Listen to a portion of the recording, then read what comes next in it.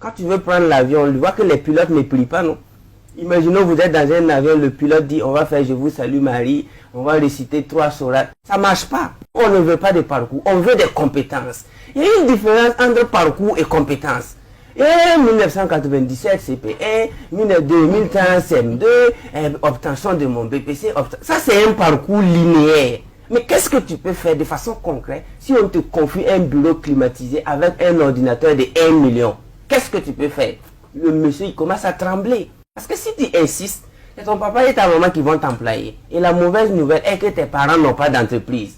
Parce que la bonne nouvelle est que nous tous, on a expérimenté la pauvreté. Et on sait pourquoi on était pauvre.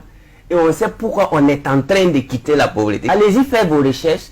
Un Américain normal participe à 30 événements payants par semaine. Chaque semaine. Ça fait combien de milliers de dollars qu'il investit dans son éducation par semaine?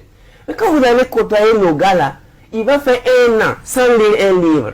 1 an sans participer à une conférence. 1 an sans avoir mis pied dans un séminaire. Et c'est ce même gars qui veut réussir. Nous sommes au 21e siècle. Et ce siècle ne pardonne pas les attardés mentaux. Donc débrouillez-vous. Débrouillez-vous. Parce que chaque siècle est comme un être humain.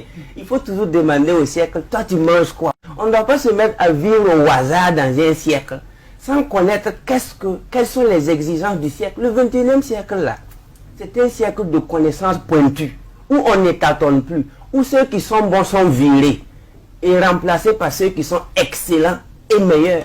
Même si tu es bon, on va te chasser au 21e siècle, et mettre ceux qui sont excellents.